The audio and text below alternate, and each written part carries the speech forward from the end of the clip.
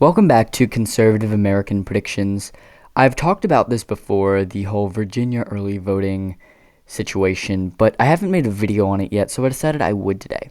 So, Virginia has been early voting for about a month now, a little bit under a month, and there have been pretty bad results for the Democrats and pretty good news for Donald Trump.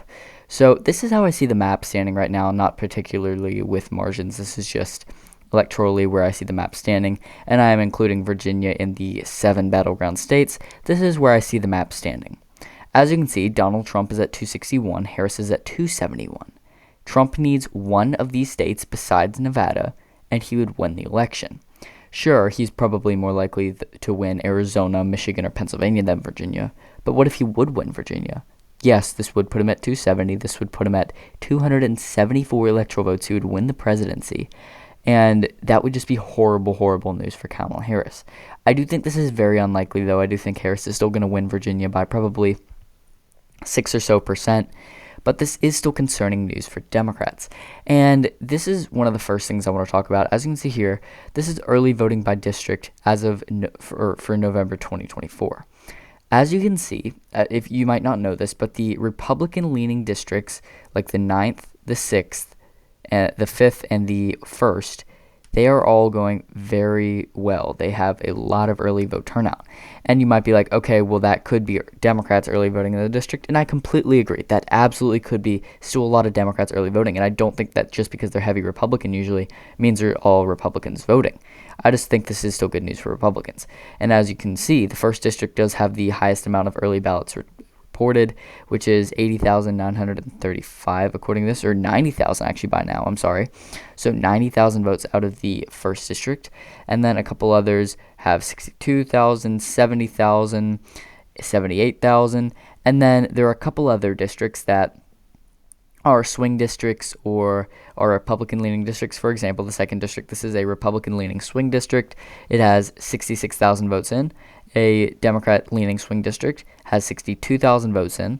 And then the highest district for Democrats right now is the 4th district with 61,000 votes in. The rest of the Democratic districts, a pretty Democratic district, the 10th, only has 58,000. And then 2 very Democratic districts only have 56 and 54,000.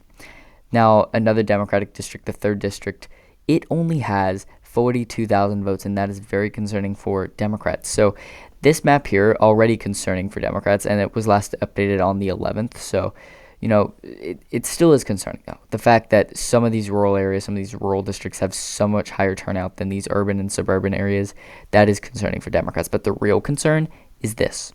So as you can see here, Virginia early voting on this day in 2021, which if you don't know, Republicans won the Virginia gubernatorial election about 51-49. It was about a margin like that. Democrats had 65.16% of early votes. The GOP had 34.84%. You go to 2022, Democrats did pretty well statewide in Virginia. There weren't any statewide results, but on the House level, they won the one competitive seat and they lost the other. But overall, that was expected. They did pretty good overall in Virginia. And they had 65.04% early vote. And the GOP had 34.96. Also, I do want to point out this was pro-American politics, pro-America politics. This is a tweet he released, so thank you for releasing this tweet. It does help with today's video. And now the concerning part, this is how it is voting today, and this was as of the 10th. Democrats have 59.99% of the vote. Republicans have 40.01%.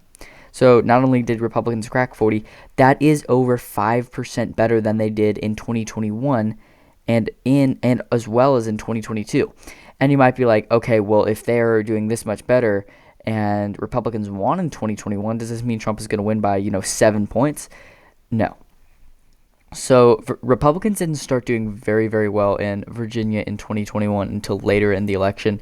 The election day votes really did carry them, but Republicans end up doing a little bit better early vote-wise than other years. But still, this does not mean like a guaranteed victory. Youngkin had a lot going for him in the last few days before the election, so stuff started going very favorable for him, and that's why he ended up winning by the margin he did. So this does not mean that Trump is going to, automatically win the state or even, win it by 7, much less. But still, this is very, very concerning. Election day vote is going to favor Trump by a decent margin, in my opinion, and this is going to make the race very contentious. No, it's not going to be one of the 7 top battleground states. It's probably not even going to be a lean margin right now. But I do think it does have a chance to be similar to a 2016 style election where it was about D plus 5.3. I do think that's about the margin it could be right now. I have it between probably about 5 to 7, probably about 6 right now. But I do think the 2016 election is a pretty good example of how it could vote. So the fact that Democrats are up by less than 20% right now in the early vote, pretty concerning, especially considering, again, that Republicans didn't even do that well in 2021. So while this could just mean that Republicans are going to do a lot better, it could potentially mean Republicans win the state. I still strongly disagree with that. I don't think that Virginia is going to swing, 10, 11 points to the right from 2020, but it is possible to narrow up much more. Now, again, on the presidential level, if Trump wins a state, he wins the presidency if he wins Georgia, North Carolina, and Wisconsin. So, this would be very, very good news for him. But if he ends up winning Virginia, he's going to win Pennsylvania. He's going to win Michigan. He's going to win Arizona and Nevada. That's basically guaranteed if he's winning states like Virginia. Even if he wins Virginia, states like Minnesota, they're probably going to be tilt Democratic margins. Maine at large and New Hampshire are probably going to be much closer. New Mexico closer. So if Trump does win Virginia, it's very, very bad news for Kamala Harris. Now, I do think that is unlikely right now, and I do still think that it's going to be a pretty solid margin out of the state for Kamala, probably about, again, 5.5 to 7 points, maybe a little less than 5.5, maybe 5 to 7, but that is still a win for Kamala.